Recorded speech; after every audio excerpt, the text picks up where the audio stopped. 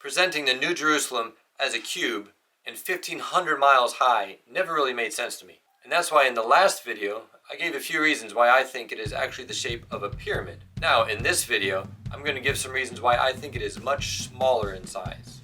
I may never march in the infantry, but my feet are firm with the gospel of peace and the sword of the Spirit at my right hand. I may never ride in the cavalry, but the belt of truth and the breastplate of righteousness are my defense and security. I may never shoot the artillery, but I will take up the shield of faith and extinguish the deceiving darts of the devil. And I may never fly over the enemy, but my mind is protected by the helmet of salvation. We are the Lord's army. Okay, now I'd like to move on to where I explain why the New Jerusalem is much smaller than what we think.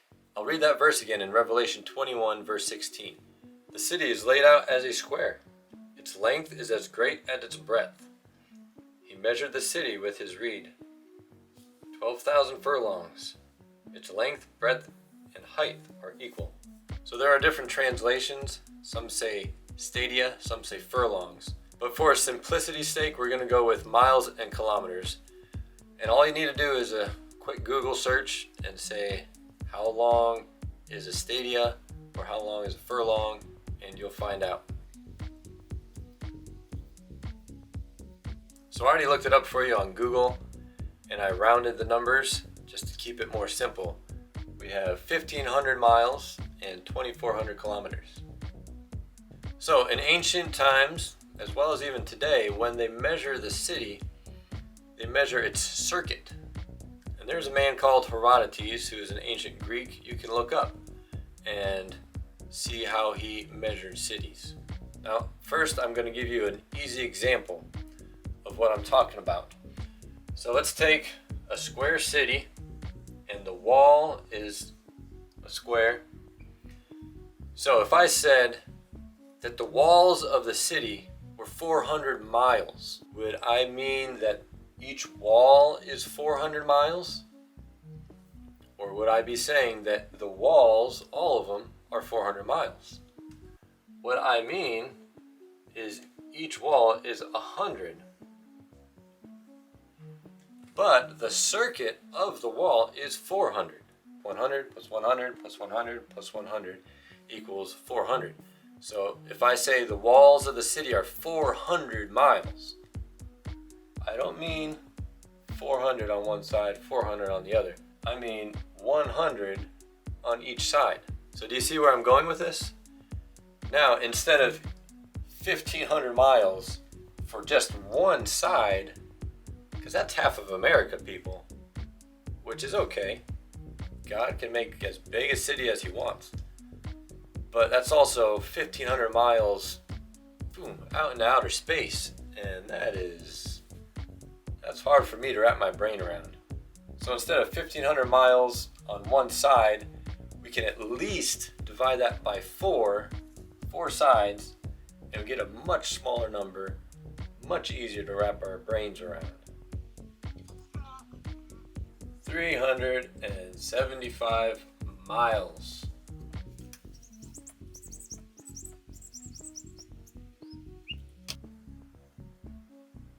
$375 miles on each side. But wait, there's more.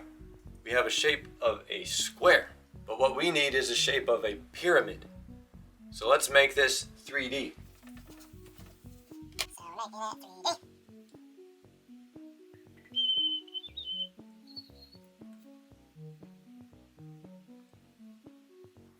It's not too bad. Now before I said we could at least divide it by 4. Now I'm going to say we can divide it by 5 possibly. Let me show you. So we've got the 4 square on the bottom plus the height that goes right down the middle. 4 plus 1 is 5. So maybe we divide it by 5.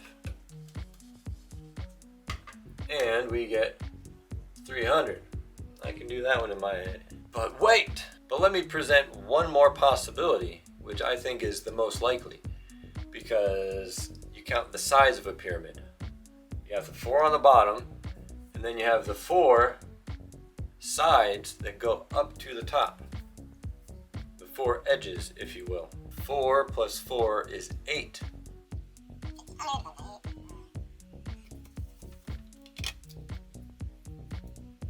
So if you divide 1,500 miles and 2,400 kilometers by 8, you get 187.5 miles and 300 kilometers. This is even more doable in my head. It doesn't have to make sense to you. You don't have to believe it if you don't want to. But I think these numbers are much more easy to wrap my head around as far as the height anyway. And still, it's a huge, huge city. We're talking 200 miles, 300 kilometers. That's big. So if you had a city that went from New York City down to Washington, D.C., over to Pittsburgh, and then up somewhere along the Pennsylvania-New York border, and you made a square like that, and everything in between was city, that would still be huge, and it would still fit a lot of people. Now, imagine going three-dimensional. It's still huge. Now, there's still a lot of mystery as to what the New Jerusalem is going to look like. Is it going to be all buildings? Or is there going to be land in between these buildings? Are we going to be more spread out? We don't know. There's still a lot of mystery, but still presenting the New Jerusalem like a pyramid. And even with these smaller numbers, it's still very possible that there's plenty of room for all the believers from all time to fit in there. One last thing I forgot to do was to explain the height. And this is what I needed an old math teacher to help me with. I called him up over this weekend and he was very generous. So there are 3 different height possibilities. One going from the top straight to the bottom in the middle. That could be, let's just say 200 miles. Another possibility is going up the middle of one of the faces to the top. That could be 200 miles. And the last one, of course, is the edge right here. That is 200 miles. So this would actually be the biggest, 200. If the face is 200 miles, then the height goes a little bit lower.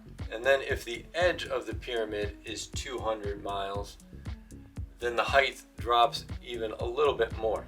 And to save your head from hurting like crazy, I already did the math. And I'm gonna go with this one right here, the side being 200. Well, actually, I did 187.5. It ends up being roughly 133 miles high.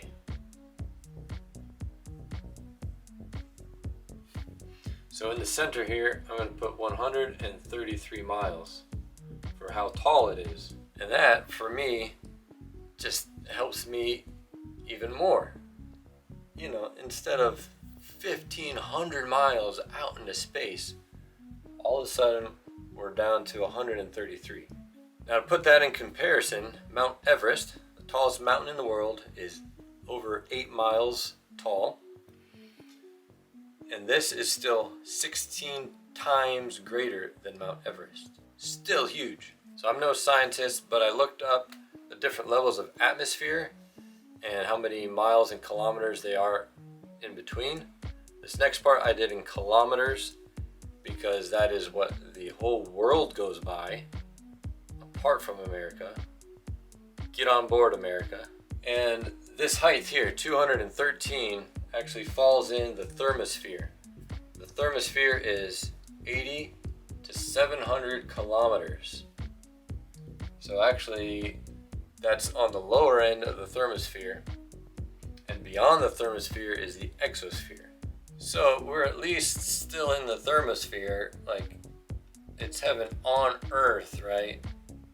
And literally, if we're going with these huge numbers, it's not heaven on earth, it's heaven in space, man. And to put this into comparison a little more, the International Space Station hovers between 330 kilometers and 410 kilometers. So if we take this bigger number of 300 kilometers, That's right where the International Space Station is. That would be the top of it. If we take this lower number of 213 kilometers high, then it's obviously a little bit lower. But actually, the Aurora Borealis, what we see, those lights in the sky, the northern lights, that would happen right around this level, around 200 kilometers, anywhere in between there. I mean, just think of that. Isn't that kind of a cool picture?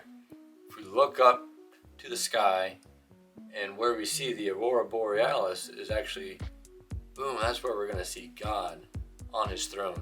To me, that's a pretty cool picture. What do you think? You don't have to agree with me. You could also be wrong. So those are your two options.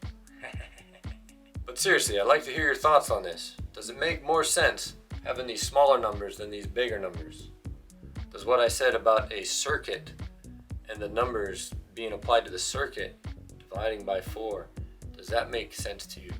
I'd love to hear your comments. Please give me some feedback. I'd like to hear what you have to say. Really, what we should all be doing is diving into the Bible ourselves. So I encourage you again, get in the Word. Study these scriptures out for yourself. Put on the full armor of God every day. And God bless.